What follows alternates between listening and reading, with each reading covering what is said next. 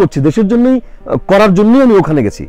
হয় না যে বড় একটা ঝাঁপ দেওয়ার জন্য একটু পিছনে যেতে হয়। সেটা যদি আমার তো দেশের প্রতি প্রেম, ভালোবাসার টান, নাই, ঝামেলা নাই, যদি এখানে গ্রাউন্ডগুলি ডেফিনেটলি ঠিকঠাক হয়, আমি তো চলে আসবো, আবার চলে আসবে। আমার ছেলে মেয়েরাই ওখানে পড়াশোনা করে এখানে সে সার্ভ করবে। আমরা আসলে আমেরিকাকে মনে করি কি স্বপ্নের হরিণ, মানে ওখানে যেতে পারলেই যেন সব হয়ে গেল।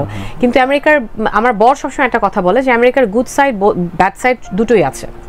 ব্যাড সাইডগুলো হচ্ছে স্কুলে, পাবলিক স্কুলগুলোতে বাচ্চাদেরকে শেখাচ্ছে যে তোমার বাবা মার তোমার প্রতি এই এই কর্তব্য, কিন্তু বাচ্চাদেরকে এটা শেখাচ্ছে না যে ওর কি কর্তব্য।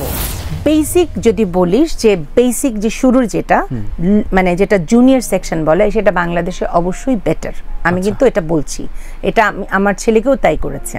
আমার ক্লাস 8 পর্যন্ত ও এখানে পড়েছে, 9, 10, 11, 12 ওখানে।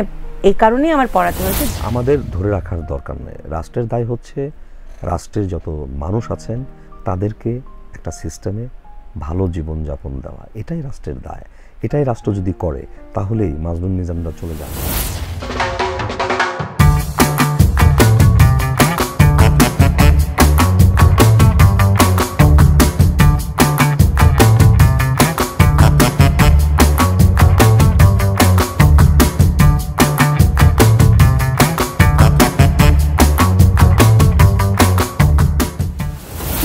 প্রথম যে শিখাবার জায়গা সেটা হচ্ছে মায়ের কাছে বাচ্চারা শেখে।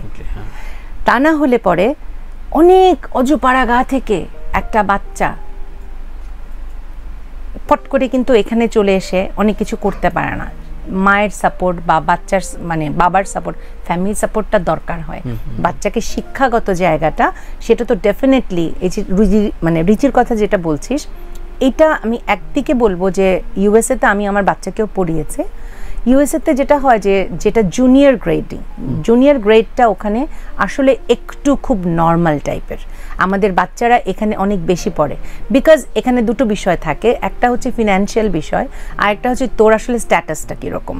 লাইক আমি তো ওখানে গ্রিন কার্ড হোল্ডার, সো দেখা যায় বা আমি ওখানে হয়তো বা আমি গেছি ওখানে বা আমি ওখানে হবে গ্রিন কার্ড, এরকম একটা পর্যায়ে থাকে। আর দ্বিতীয় হচ্ছে ফিনান্সিয়াল। এ কারণে বলবো ওখানে তুই প্রাইভেট কোনো স্কুলে পড়াতে গেলে প্রচুর টাকা লাগে। আমি প্রাইভেট স্কুলে আমি পড়াতে পারছি না, কিন্তু নর্মাল একটা স্কুলে সেখানে লোকাল, যেহেতু ওই এরিয়াটাই আমি আছি, ওখানকার অনেক লোকাল বাচ্চারা ওখানে পড়ছে, একটা কালচারে পড়ছে। বাংলাদেশে যেটা হচ্ছে, বাংলাদেশে আমি অনেক অল্প টাকায় আমি কিন্তু প্রাইভেট স্কুলে মানে আমেরিকার তুলনায় আমি ভালো একটা স্কুলে ওকে এডুকেশনটা দিতে পারছি। সিদ্ধান্তটা আমি নিয়েছি কারণ হচ্ছে যে আমি যখন আমেরিকায় ছিলাম, আমার ছেলে একটু বড় হচ্ছিল, ক্লাস 4-এ পড়ে, আমি আশেপাশের বাচ্চাদেরকেও দেখছিলাম যে ওরা খুব আমেরিকানাইজড। হ্যাঁ, আমার বাচ্চাও তাই, খুব স্বাভাবিক, সেটাই হবে। আমি আসলে এটা নিতে পারছিলাম না, কারণ আমি তো আমার বাবা মার সাথে এভাবে করে কখনো কথা বলিনি। আমার বাচ্চারা কেন, I don't care, I don't know why I have to do it, you do it, এই কথা তো আমি আমার মাকে কখনো বলিনি। বাবাই তো নিজেই পুলিশ অফিসার, এরকম ঘটনা সারাক্ষণই আমরা শুনতে থাকি। এবং ওর বাবা তো মানে রায়ান যখন ঘুমায়, আমার ছেলের নাম রায়ান যখন ঘুমায় তখন ও নিচে আস্তে আস্তে, জানো আজকে একটা বাচ্চা 911-এ কল করছে, মানে যাতে রায়ান না শুনে। আমি বলছি তুমি আস্তে আস্তে বলবে কোনো লাভ নেই, স্কুলে যাবে, স্কুলেই শিখবে, এগুলো স্কুলেই শিখাই দিবে। ওদের স্কুলে এটা শেখাচ্ছে। আমরা আসলে আমেরিকাকে মনে করি কি স্বপ্নের হরিণ, মানে ওখানে যেতে পারলেই যেন সব হয়ে গেল। কিন্তু আমেরিকার, আমার বর সবসময় একটা কথা বলে যে আমেরিকার গুড সাইড ব্যাড সাইড দুটোই আছে।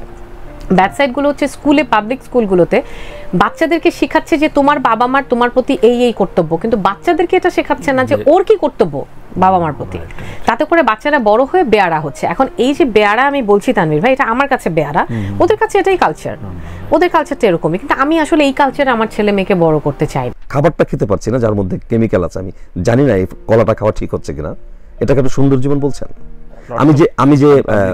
আমি যে বাতাসটা খাচ্ছি, সেই বাতাস পৃথিবীর এই মুহূর্তে 3টি সংখ্যাকৃত বা বিষময় বাতাসের একটি বাতাস। আপনি এটাকে কিভাবে সুন্দর জীবন বলছেন? কোনো জায়গায় করতে পারি, পৃথিবী তো আমার জন্য ওপেন। আমি তো যেখানে আছি সেখানেও ফাইট করবো।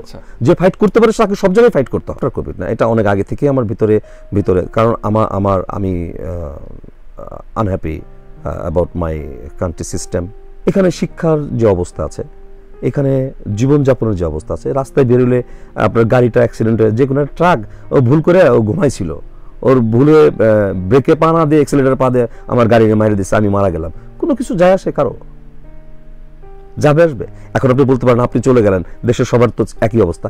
হ্যাঁ একই অবস্থা, যার যে সুযোগ পাচ্ছে, যে পাচ্ছে। আপনি বললেন যে 200 জন শিল্পী এই মুহূর্তে দেশের বাইরে, আর দেশের বাইরে চলে যাওয়া মানে কোনো অন্যায় তো না। দেশের বাইরে চলে যেতে পারছি মানে ওখানে আমি আমার বাচ্চাদেরকে, এরও কোনো গ্যারান্টি নাই যে ওখানে আমার বাচ্চা খুব ভালো, সবই আপেক্ষিক, কিন্তু চেষ্টাটা বাবা হিসেবে আমার চেষ্টা, আমার ভাবনা যে ওকে একটা ভালো এনভায়রনমেন্ট দেই, ভালো শিক্ষা দেই, ভালো ফুড দেই, ভালো জীবন ব্যবস্থা দেই।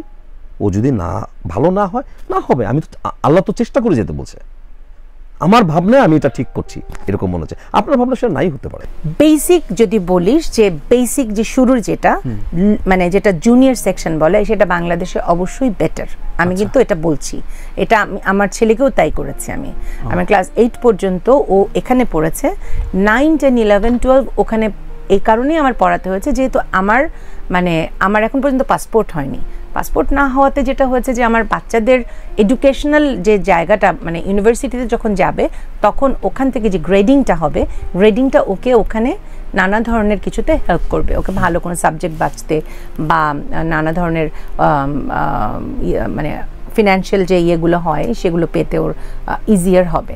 তো আর একটা বাচ্চা যখন ক্লাস 8 পর্যন্ত ঠিক থাকে, 8-এর পরে যে কিন্তু আর নষ্ট হয় না। বাচ্চাদের নষ্ট হওয়ার সময়টা হচ্ছে 5, 6, 7। দেখবে ওই সময়টা যদি একটু ডিরেইলড হয়ে যায় বাচ্চারা, তখন অনেকটা বয়স পর্যন্ত কিন্তু ডিরেইল থাকে। 9-এ উঠে কিন্তু একটা বাচ্চা নষ্ট হয় না। আমি জানি না। আমাকে এই কথাটা বলেন যে আজকে আমি ইউএস সিটিজেন, আমার পাসপোর্ট আছে, যে কারণে আমি খুব নিশ্চিন্তে এই দেশে এসে ঘুমাতে পারি। কালকে যদি এটা আমার না থাকতো, আমি যদি কালকে অসুস্থ হই, যে সবাই অনেকে বলেছিল যে আমার মানে আমি বিয়ে করেছি আমেরিকায়, হয়তো কেউ কেউ বলেছে টাকার জন্য।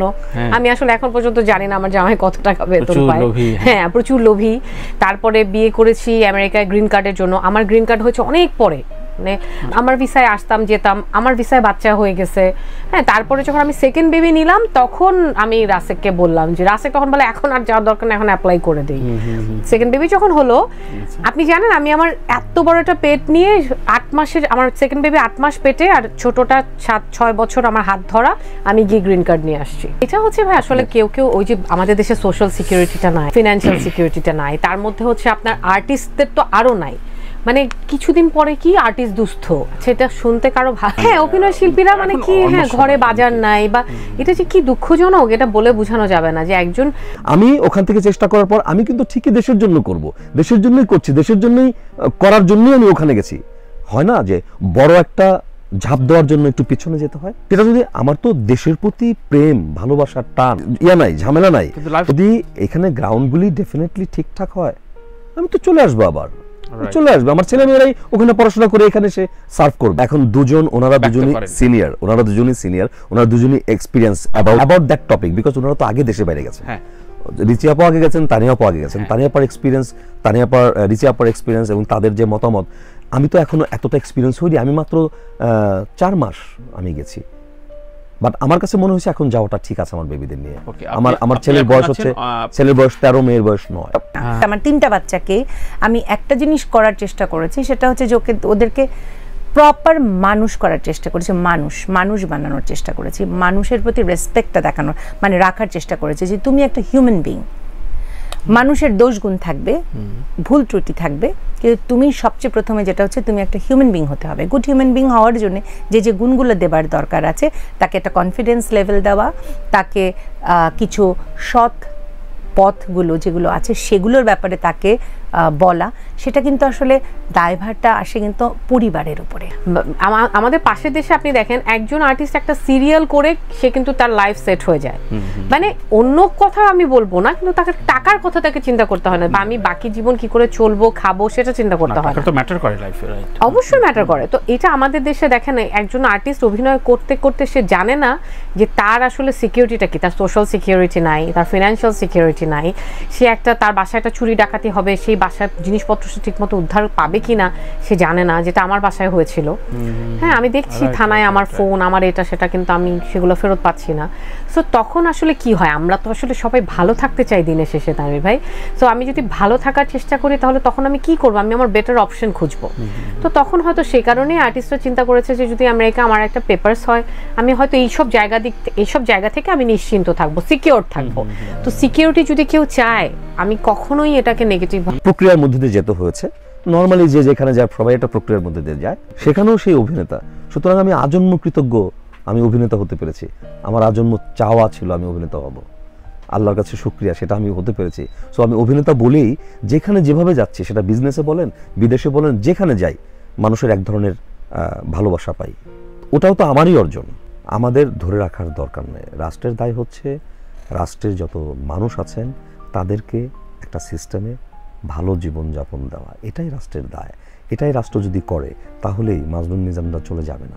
তৌকির ভাই আমাকে ডেকেছিল প্রথমে 2 বার, আর এখন তো অনেকে জানে না যে আমি দেশে। আচ্ছা, হ্যাঁ, আমি মনে করি যে তৌকির ভাই যদি আমাকে প্রয়োজন হয় উনি আমাকে ডাকবে। উনি প্রথম ওনার যে ছবি জয়যাত্রা, সেখানেও আমাকে ওনার নেওয়ার কথা ছিল, মানে উনি আমাকে বলেছিলেন। হ্যাঁ, এটা আপনি তৌকির ভাইকে জিজ্ঞেস করলে উনি বলবেন।